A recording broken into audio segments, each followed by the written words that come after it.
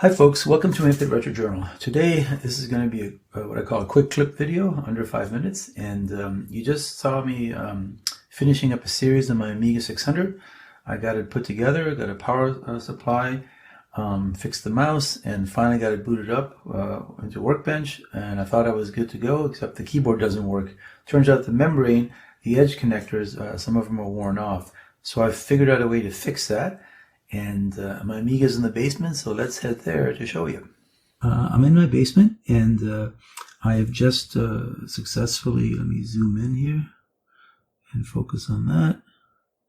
I have gotten my traces to successfully, I was able to get the traces successfully cleared off the plastic. And what I used was Comet. I taped it up and I used a toothbrush to clear it out. It got most of the center, and then it still had a little bit of green tint on the edges, and then I just used a little bit of sandpaper to clear that out. That was the final try. I actually had to try this a few times, and let me just zoom in on this sheet, which I just kind of glued it all together. You can see the original top one were the traces, and you can see how the connectors on the motherboard kind of ate through that, and this very one at the very edge was completely through, and that was the arrow keys. The next three, this one and the two small ones, were my attempt with sandpaper, and it just didn't work. And then the final three bigger ones, for this one, and so yeah, you can't, I only have two hands, but for the first two, I used a Q-tip, cotton swab, and Comet, and I just kept going through. This actually, so the end was at the top, and so I ended up going right through at the very beginning, so I gave up. So then I finally wised up in the very bottom part. I used a toothbrush, and I just rubbed too much, and the final attempt worked much better.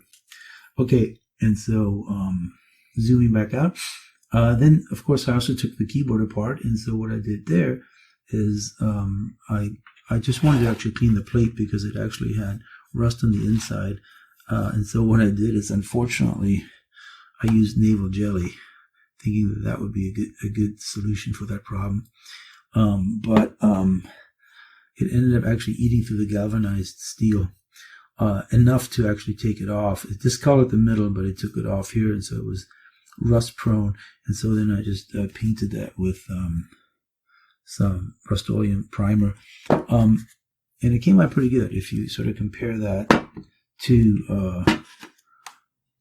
my power supply, you can see that it's pretty close. I was actually going to use metal, sort of metallic paint, and then paint over that, but I didn't want to do too many coats and you can't see it. It looks actually pretty good as is, so I'm going to leave it as is. I did scour it a bit with some sandpaper to make it adhere better, but the primer is actually pretty good. So what I want to do next is I want to hook my Amiga up and then show you that the keyboard works. So, by the way, I'm not going to put the plate right away onto the keyboard. I'll jerry-rig something because this needs to dry for about 24 hours. I'll probably let it dry for about a week or so, because I don't want this to end up gumming up to the keyboard membrane. And I don't even know how long this will hold out, because you know, the traces are very thin, but the hope is that it'll hold out for at least some time. All right, so let me hook the keyboard up. Okay, so I'm just going to fast forward and do all the letters A through Z, and then numbers 1 through 0, and 1 through 10, and then all the characters, and then I'll try control characters as well. And I'll fast forward through this. Here we go.